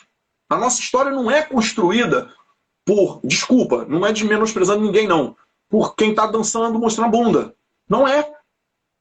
Não é por esse tipo de coisa. A nossa história, hoje, se tornou algo banal. É influencer. E influencer de realmente mostrar a bunda. E não é isso. Me permita, agora você falou uma coisa aí que me fez lembrar uma coisa importante. Porque a história, ela é viva. E ela vai ser escrita. Ou por um lado, ou pelo outro. Exatamente. Será escrita. E aí, cabe a nós pegar essa folha que está em branco e escrever alguma coisa lá. Porque o outro lado vai escrever se a gente não escrever a história, né? E o que acontece de maneira muito forte hoje é que a gente vê que as pessoas querem escrever história, sabe? O povo brasileiro, o povo de bem, o povo ordeiro, o povo trabalhador, ele quer escrever história, mas não sabe como. Poxa, você citou a revista. A nossa revista ela tem um certo alcance, mas quem sabe você que está nos assistindo hoje tem condições de escrever alguma coisa para alcançar o público que a gente não consegue alcançar. E a gente vai te apoiar, a gente está aqui para se ajudar. Sabe? Então, isso que o Leandro citou é muito importante. A nossa história está sendo escrita. E, ó, você pode pôr a sua linha nessa história aí. Porque senão o outro lado vai botar. A linha do tempo da história não vai parar. E ou a gente vai ter aí o Luiz Gama, José do Patrocínio, José Bonifácio, o Machado de Assis, Dom Pedro II, o Bolsonaro, o Olavo de Carvalho, ou a gente vai ter como grande pensador contemporâneo a Popozuda. Porque isso está escrito na prova. Isso acaba virando a história, entendeu? Quando alguém procurar num papel antigo, quem era um grande pensador da época? Eu esqueci até o nome da mulher. Isso aqui é Popozuda. A Valesca. Valesca Popozuda. Aí alguém vai pegar aquilo ali e vai ter como verdade. O pensador da época era Valesca Popozuda. Um grande pensador da época era o Felipe Neto. E as pessoas vão internalizar aquilo como verdade. Vão ver aquilo e vão falar assim, pô, é verdade. Eram os pensadores da época. Só que se o cara tiver acesso ao que eles produziam, e a sociedade não tiver ido para pior, né? Porque também pode ser que ela esteja tão ruim que eles vão achar que realmente eles são bem inteligentes, né? Porque eles estariam com um legado ruim produzindo uma sociedade pior, né? Estariam vivendo vou citar outro filme, Idiocracia, né? Eles estariam vivendo no nível da idiocracia, não sabem nem para que serve a água. Então, se eles estiverem nesse nível, eles vão achar que realmente Felipe Neto é inteligente. A Valesca Popozuda. Eram os grandes pensadores. Mas também, se eles tiverem um senso crítico, eles vão falar, então dá para entender porque que teve uma crise mundial. Porque veio disso daí é complicado. Então, assim, a gente tem que entender que essas figuras... Porque, gente, dançarina, desculpa, não estou falando que é o caso dela, não. Estou falando o caso... Mas dançarina de Cancan existiu. Mas não eram elas que escreviam a história. A história não é sobre elas. Você pode ver ali um conto que fala sobre uma dançarina de Cancan, que fala sobre um fulano de tal que batia carteira, um cara que era não vou nem falar bobo da corte, bobo da corte eu estaria jogando o bobo da corte num patamar muito baixo. Porque a gente sabe que o bobo da corte era um cara que de forma descontraída meio que aconselhava o rei, né? Então não é tratar um Felipe Neto como bobo da corte é ofender o bobo da corte. Então, assim, na prática, o cara vai olhar e falar assim, pô, é esse o conteúdo. Mas eu posso pegar uma história lá na Grécia, na Roma antiga, que conta a história de alguém que era um pária. Por exemplo, eu falo sobre isso, quando eu falo sobre a questão da... Quando a gente faz um reflexo das gerações atuais com as novas, né? E eu faço essa comparação. Se eu não me engano, é As Fissuras da Humanidade, o nome do artigo. E eu faço essa comparação, que quando a gente olha para a geração passada, a gente tem uma visão... Para a geração passada, não, para as vindouras, a gente tem uma visão crítica. Só que isso pode ser dois fatores. Eu posso estar olhando para eles com meus olhos de adulto e eles sendo jovem. Então aí eu estou com uma falsa impressão. Então eu teria que comparar os adultos de uma geração com da outra, ou os jovens de uma geração com da outra. Então não tem sentido eu comparar um exemplo, um cara de 15 anos de uma geração com um de 40 da outra. Isso não faz sentido. Só que também quando a gente vai falar de história, quem a gente pega na história? A gente fala do imperador romano. A gente não fala do cara que estava entregue ali aos prazeres, bebendo e caindo na sarjeta. A história não fala sobre... Até quando ela fala tirano, ela vai falar sobre o Hitler. Ela não vai falar sobre aquele cara que estava lá enchendo a cara na Alemanha nazista e, digamos assim, sem produzir nada. Ela não fala sobre o pária. Ela fala até sobre os grandes tiranos. Então você acha que intelectualmente, né, aquela galera é superior. Mas, na verdade, eu vou falar, pô, não, estou falando aqui ó, de heróis e vilões, né? Olhando por aqui. Mas eu não vou falar daquele cara que está aqui caído na sarjeta. Isso a história não se preocupa. Só que eu acho que a nossa história agora vai ter que se preocupar com isso, que é o que tem. Embora, assim, vilão a gente tenha aí o Alexandre de Moraes também, mas isso é outra história. Eu digo, da forma que está sendo feita, as pessoas vão pegar na revista Quem e na Caras os pensadores contemporâneos. E o que vai ficar para a geração futura? Esse tipo de figura? E aí eu vou ter que pegar a Anitta falando sobre peido de vaca e tentar colocar isso, né, como um pensador? Porque aí fica difícil eu comparar ela com, entendeu? Uma pessoa de uma geração anterior. Como é que eu faço isso? Como é que eu comparo ela com uma... Entendeu? Alguém que tinha uma grande influência no passado. Né? Como é que eu vou fazer isso aí? Porque eu vou fazer uma comparação falsa. Eu não estou pegando aqui alguém que tem realmente, que seria um pensador. Mas pela ausência, como eu quebrei isso daqui, eu não tenho mais os pensadores, eu não valorizo mais essa categoria, eu valorizo justamente os que estão lá despreocupados, né? Vamos dizer assim, essas embalagens vazias. Aí eu pego o Felipe Neto e comparo ele com... Eu pego o Emicida como escritor e comparo ele com Shakespeare. Com Machado de Assis, eu falo, o Apocalipse chegou. Ou uma brincadeira que eu fazia no meu trabalho, que eu falo assim, cara, tem horas que eu acho que o Apocalipse já passou e a gente ficou esquecido. A gente não foi arrebatado e está aqui zanzando pela terra, mas eu acho que ele já passou, cara, porque não é possível. Porque, assim, brincadeiras à parte, cara, é difícil. Você tem que ter o Felipe Neto como inspiração para as gerações futuras. Mas isso é falta de referência, né? Veja, você falou aí sobre essa questão de as pessoas não terem referência sobre grandes intelectuais, e isso aí é uma grande responsabilidade nossa, porque Platão ele vai dizer que a ignorância é opcional. O conhecimento está aí. Desses que estão nos assistindo, né? Quem de nós já assistiu pelo menos um documentário do Brasil Paralelo? Ou já tenha lido pelo menos um artigo da nossa revista? Ou talvez um livro do professor Olavo e de tantos outros que estão aí tentando produzir alguma coisa e produzindo alguma coisa Tá. para que essa referência não morra. E não vai morrer, tá? Não vai morrer. Olha, escuta o que eu estou te falando. A gente vai vencer essa guerra. Eu não sei quando, tá? Porque não é para já. E aí, eu não sei quem será você nesse processo. Eu sei quem serei eu. Tá? E serei alguém. Se não por mim, pelo menos pelos meus filhos e pelos meus netos que estão aí. Eu tenho um neto que vai nascer agora em fevereiro, tenho a minha neta de 1 ano e 2 meses. Pelo menos por eles, eu quero fazer alguma coisa. Se você está lutando para deixar a herança para alguém, deixa pelo menos liberdade.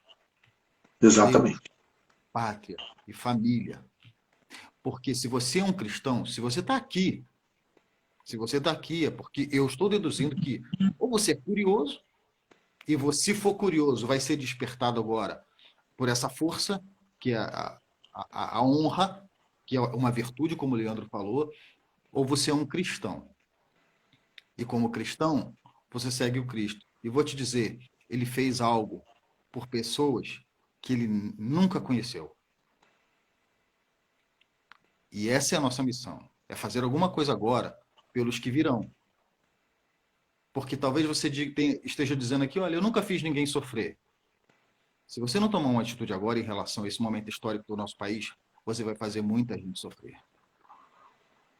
Muita gente sofrer. Porque uma coisa é a gente cair nas garras do progressismo, aí, do comunismo, lutando.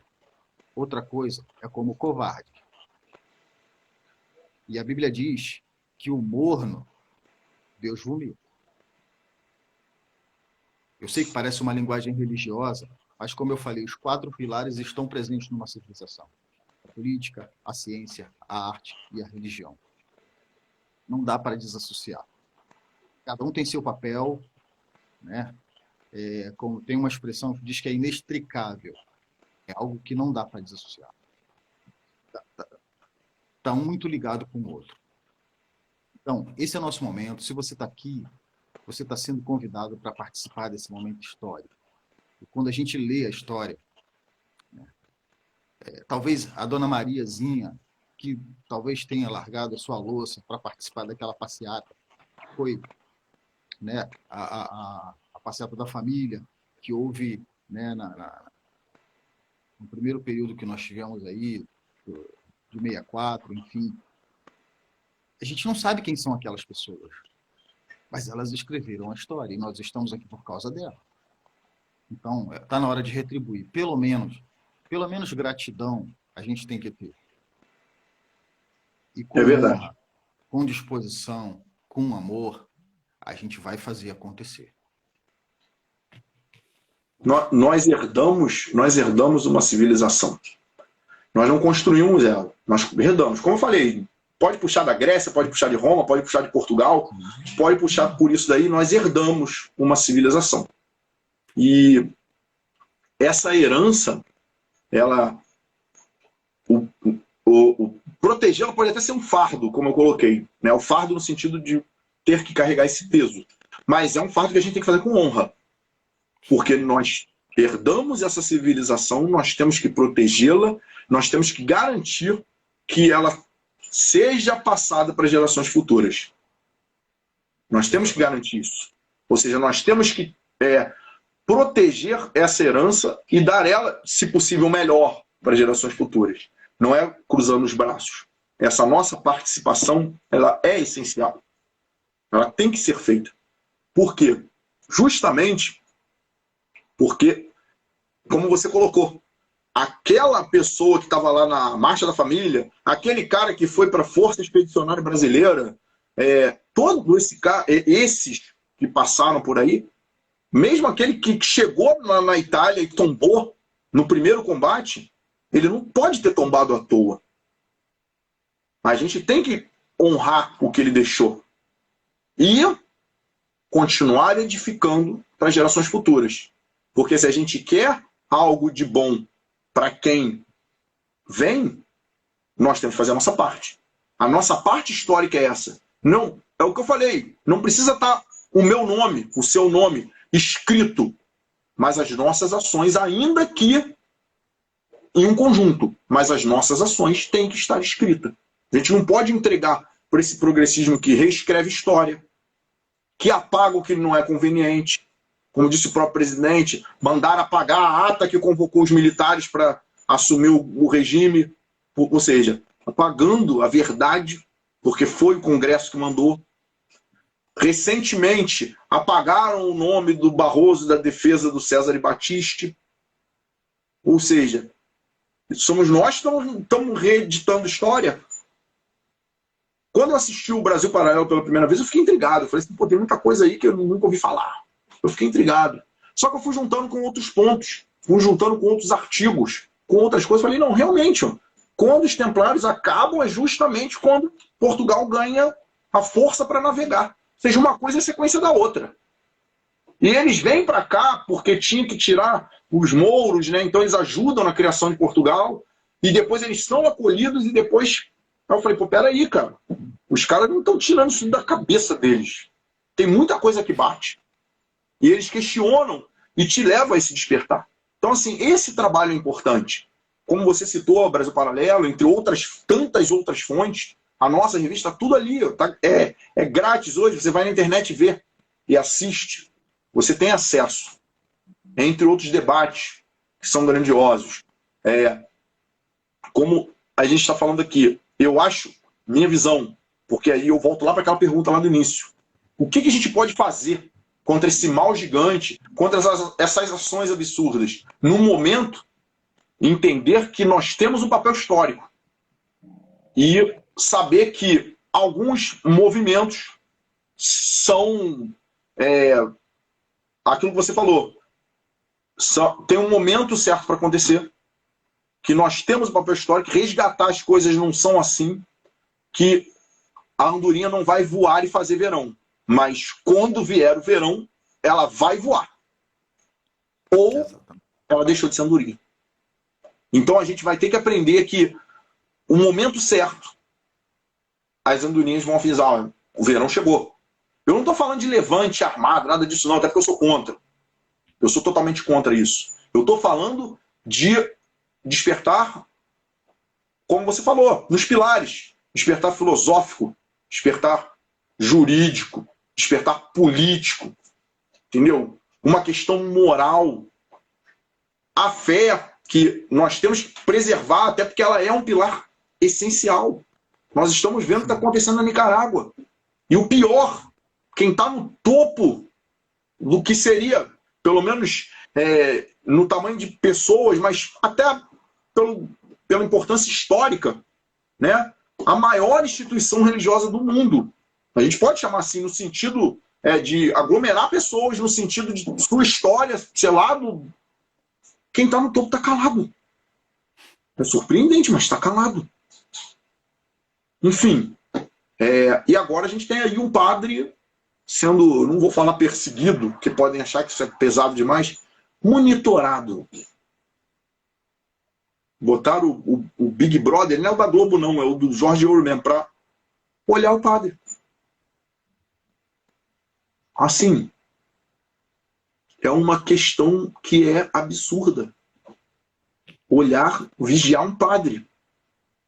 Até porque assim, né, a gente... eu, pelo menos, eu sou católico, né? Então eu penso assim, cara, na minha época o padre era uma figura, né, que você nem levantava a voz para um padre, né? O padre era uma figura que ele ficava...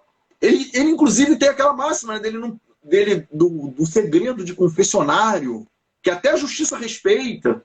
Ou seja, a relação padre-fiel, ela é sagrada. Até para o judiciário, está na lei. Não estou inventando isso, não. Está na lei. E agora, sim, vou monitorar o padre. Taxou o padre de conspirador. E honestamente, assim, eu não me espanto, porque como eu falo, o socialismo é uma religião. Na minha visão, ele se pega nesses pilares que você colocou. Por isso mesmo que o socialismo ele desconsidera todos eles. Ele quebra todos eles. Porque ele monta o dele, que é relativizado, ou seja, todos eles são falsos. Ou seja, ele tem uma falsa moral, ele tem uma falsa fé, ele tem uma falsa filosofia, ele tem uma falsa política, porque ele se baseia em mentira, em corrupção, e deu errado aqui, foi o cara que, como é que é mesmo que eles falam? Deturpou, e a gente vai fazendo do nosso jeitinho. E eu vou fazendo do meu jeito. Mas crio de novo e dou meu jeito. Ele fala que o cara deturpou, mas ele não tem coragem de dizer que o cara tá errado. Aí ele dá o jeitinho dele. E aí é o que eu falo. Qual a religião do socialista? O socialismo. Qualquer religião que ele estiver, ele é infiltrado. Qualquer uma. Se ele fala assim, não, mas eu sou católico. Não. Você é socialista, você não é católico. Você está se fingindo de católico. Você está se fingindo de protestante. Você está se fingindo de umbandista, de qualquer religião. Porque acima de qualquer religião está a devoção ao sistema socialista. Porque é absurdo. E é o que eu falo. Eu não estou falando porque eu sou católico, não. É absurdo se o cara proibir uma igreja evangélica de funcionar. É absurdo se o cara falar, não, o terreiro da Umbanda tem que ser fechado, porque o Estado, acho que... Não, isso é absurdo. Por quê? É a fé do cara. E é o que eu falo. Se você faz o cara renunciar à fé, à moral dele, cara, desculpa, você matou ele. Você matou o que ele tem de essencial. Ele virou só um pedaço de carne. Ele perdeu o essencial. Ele não tem mais moral, ele não tem liberdade, ele não tem fé, ele não tem mais nada. Só que até família, eles querem dizer que é só um detalhe. A criança, né, tem aquela frase célebre, criança pertence ao Estado e não à família. Né? Teve uma frase horrível dessa aí. Primeiro que juridicamente isso está errado. Criança não pode pertencer a ninguém. Porque ela é sujeito de direito, não objeto de direito. Então ela não pode pertencer. Ela pode integrar. Ela jamais pode pertencer. O cachorro é daquela pessoa. O filho, ele é uma pessoa. Mas ele integra aquela família. Ele não pertence, ele não é objeto daquela família. Não é a casa da família, não é o cachorro da família, não é o carro da família. Aqui eu tenho a casa, tenho o carro, tenho o cachorro. Mas Meu filho não é meu filho, não é propriedade minha. Ele integra a minha família. A família, na verdade, é composta pelos membros, né? Então, é assim que o pensamento comunista é. Ele não entende o que é família. Liberdade para ele é só aquilo que ele quer conceder de liberdade, né? E fé é o socialismo. Tanto que ele aceita atropelar qualquer tipo de religião, qualquer tipo. Tá lá a questão da China com o muçulmano. E as pessoas falam assim, não, mas o muçulmano... Não, cara, não existe isso. Eles estão castrando essas pessoas. Isso é castrar. Eu acho até que é pior, eu prefiro usar o termo matar. Mas, na melhor das hipóteses, é castrar. Porque os caras estão sendo presos para renunciar à fé, pô. Eu não vou concordar com isso. Eu posso até falar, não, eu não concordo com aquela religião naquele ponto, mas, cara, quem sou eu para julgar se a tua religião está certa ou não? Isso é um absurdo. Mas o socialista pensa assim. Então é o que eu falo, porque ele é uma religião intolerante. Eles trocam referência. Eles pegam todos esses elementos que a gente tem com base na fé, que é a fidelidade, a devoção, né? O desprendimento, e aí eles tiram a referência que é Deus e jogam para o partido. Então você pega tudo isso e oferece para o partido. Exatamente. E foi o devoção total. Exatamente. É devoção total ao partido. E qualquer igreja que eles estejam presentes, eles estão infiltrados. A religião do socialismo é... Eu acho que, honestamente, se existe uma religião do mal, é o socialismo. Se existe... Pelo qual o ser humano naturalmente luta.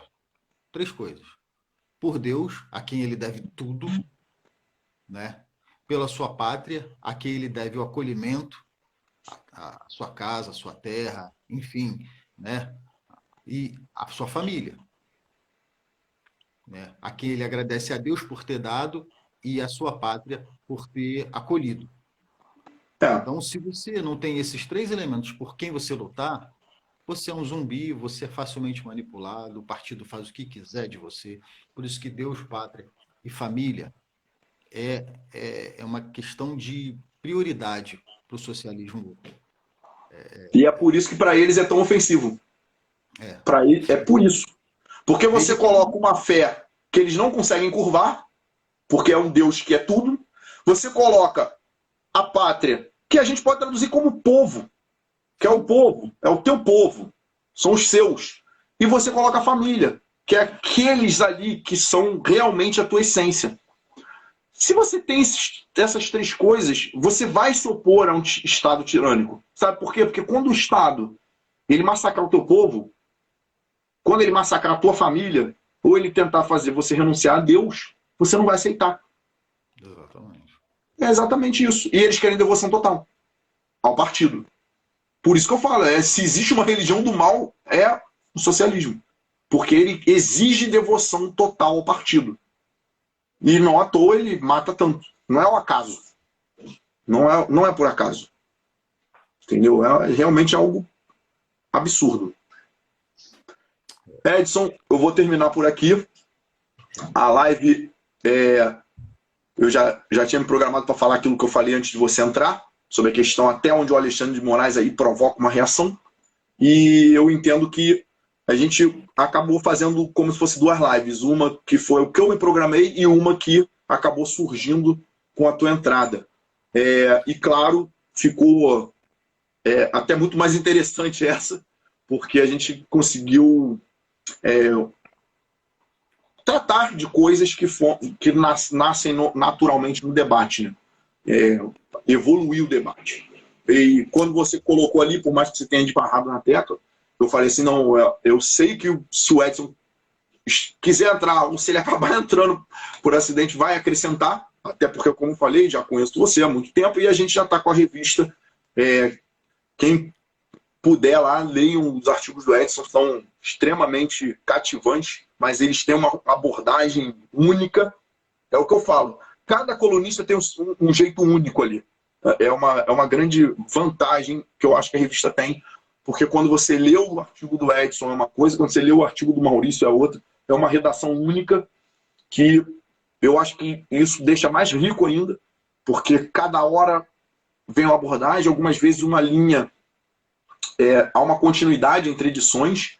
Eu também faço isso, o Edson sei que faz, o Maurício também, e a Daniela agora também tem uma abordagem totalmente diferente, e o Pedro também. Então, assim, a gente está com uma linha editorial que cada coluna tem uma visão, cada coluna tem uma forma de redação, de chegar. E o legal é que às vezes a gente trata do mesmo tema. Os artigos não são combinados, eles são enviados para o editor. E às vezes a gente trata do mesmo tema com prismas totalmente distantes, mas que acabam convergindo para uma visão própria, até porque a gente tenta buscar a verdade. Então a verdade está ali no centro, né? E a gente acaba chegando a ela. Isso é bem legal, porque teve um caso onde eu escrevi um artigo, o Edson escreveu um artigo, quando eu olhei eu falei assim, cara, a gente está falando sobre a mesma coisa, só que totalmente diferente, era um troço totalmente diferente. Mas no final, a mensagem central era a mesma coisa, e a gente realmente não tinha combinado, porque eu não faço isso, a gente não trabalha dessa forma, eu sequer dou opinião de qual vai ser o texto para o colunista, porque eu acho que tem que ter essa liberdade, né? Assim, eu não dava, e agora o Pedro também não dá, que agora quem está tocando é ele. E é bem legal, porque a gente acaba trabalhando nesse sentido. Depois é que a gente lê, na hora de organizar, até para poder a organização ficar legal. Então a gente faz uma leitura, o Pedro lê, às vezes me chama, vamos dar uma lida aqui. E legal também. Então, assim, é algo que é engrandecedor. Então eu sabia que o debate com o Edson ia ser muito mais produtivo que só na live. Então eu falei assim, não, vai continuar, mas eu consegui falar o que eu queria na live. Depois eu vou ter que cortar, tá? Vai ter que ter corte aqui, porque ficou grande. E depois a gente tem, com a participação do Edson, que só veio para brilhantar, tanto que a gente estendeu e a gente conseguiu estender aqui, mas sem ficar uma coisa longe de ficar maçante, pelo contrário, só ficou gigantesca. Então, Edson, só agradecer mesmo a tua participação, tem que ter outras, a gente sabe disso, até porque senão vão me cobrar. Se você não participar em outras, vão me cobrar. Então isso tem que ser feito, tá? Eu volto terça-feira que vem. Se o Edson não voltar terça-feira que vem, eu vou cobrar ele para voltar em outras, que vai ter que ter. E, assim, acabou, como eu falei, a live se estendendo, já são quase meia-noite, mas se estendendo de forma que eu considero extremamente produtiva, extremamente gratificante, e tá aí falando com esse amigo, e o cara que eu considero genial, né? Mas, enfim, né? Eu acho que foi uma participação inusitada, mas que... E nós não combinamos mesmo não, tá? Mas foi grandioso, e fica aí o convite para participação de outras, porque esse exercício é interessante. Agora umas considerações aí, Edson. Bom, pessoal, o convite está aceito, estou disponível para contribuir também em outras lives. Quero agradecer ao pessoal aí que acompanhou a gente até agora, os comentários. Eu pude perceber que algumas pessoas aí entenderam a mensagem e fica aí o meu convite, tá? Nessa minha consideração, de que a gente se manifeste agora no 7 de setembro. Gente, isso é muito importante. E para além disso, tá? Procure contribuir com aquilo que você tem de melhor. Se você tem aí uma conta em qualquer rede social que você tenha, manifeste, dê a sua opinião, incentive outras pessoas, inspire outras pessoas, porque está nas nossas mãos a mudança que a gente tanto espera. Então, olha, muito obrigado a todos. Eu fiquei muito contente de participar, Leandro. Obrigado por essa oportunidade, me enriqueceu bastante. E deu para perceber aqui pelos comentários que o teu público é bem qualificado. Você está de parabéns. Tá, obrigado. Também quero agradecer a todo mundo que assistiu até agora. E quem eventualmente assistiu só uma parte, vai ficar aqui gravado. Como eu falei, eu vou tentar fazer alguns cortes para ter partes menores, vai ficar aí gravado. De fato, quem pode produzir, produza, escrevam, conversar sobre os temas é importante, debata. Não é ser agressivo, não, é conversar, é esclarecer, é falar, pô, não é melhor uma uma sociedade onde a gente possa viver com virtudes, com valores, onde as pessoas possam confiar umas nas outras, onde as pessoas possam exercer a sua liberdade, a sua fé, tudo isso, é conversar sobre isso, porque as pessoas estão dispostas a isso. Então, eu gostaria de agradecer, dizer que vai ficar aí disponível, vai para o canal do YouTube também, e, como eu falei, agradeço muito, Edson, porque engrandeceu muito o debate, conseguimos aí dobrar o tempo normal de uma live, mas com uma qualidade que, sendo tua, já esperava, né? Com a tua participação já esperava, e eu reitero o convite, 7 de setembro, independente da tua cidade, se não tiver na tua cidade, tiver na capital, tiver na cidade maior, mais próxima, vá, fale com as pessoas. Não é uma coisa que se resume a uma questão, não é só uma eleição que a gente falou, tá, o Brasil e o mundo está em jogo. Nós precisamos manter essa chamazinha acesa para que depois a gente recupere. Eu falo isso no meu texto anterior. Para recuperar os nossos vizinhos, por exemplo, a primeira coisa é não nos tornarmos como ele. Eu não vou tirar um parente das drogas usando droga com ele. Isso não vai acontecer. Então, é necessário manter, carregar essas virtudes, esses valores, como o Edson falou. Um único com fé, ele vai inspirar. O único com valores vai inspirar. Então é necessário manter isso. Nós precisamos manter isso no Brasil para que a gente sirva de inspiração para o resto do mundo. Já tem muita gente lá fora olhando para a gente como inspiração durante determinadas passagens que tivemos nos últimos tempos. E a gente tem que aproveitar esse momento para fazer a nossa parte, para determinar algo que é determinante para o futuro. Tá? Eu agradeço todos, agradeço muito, Edson, pela tua presença e por ter a oportunidade de a gente conversar aí. Agora eu vou encerrar, vai ficar salvo lá no YouTube, eu vou salvar aqui agora, mas depois vou botar lá no canal do YouTube. Valeu, pessoal, até a próxima terça. Um abraço.